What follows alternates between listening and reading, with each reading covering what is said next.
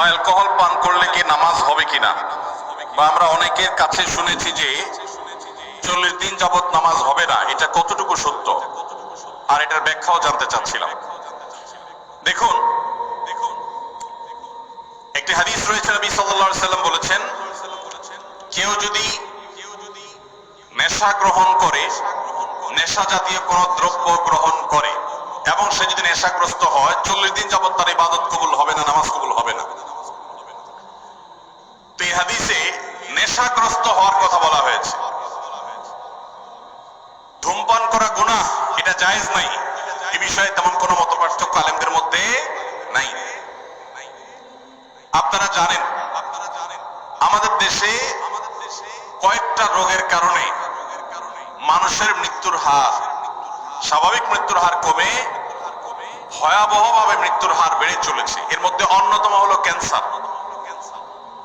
আমাদের সমাজে আগে এক একটা ইউনিয়নে একজন ক্যান্সারের রোগী খুঁজে পাওয়া কঠিন হতো, এখন ঘরে ঘরে ক্যান্সারের রোগী।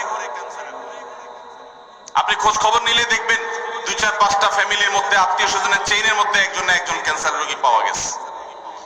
ক্যান্সারের যত কারণ আছে এর মধ্যে সবচেয়ে বড় কারণ হলো এই মাদক। এমনকি যারা পানের সাথে জর্দা খান, সাদা পাতা খান, ক্যান্সারের কারণ। ডাক্তাররা সতর্ক করেন কিন্তু আমরা শুনি না। যারা ধূমপান করছেন তারা নিজেদেরকে ধ্বংসের দিকে ঠেলে দিয়েছেন।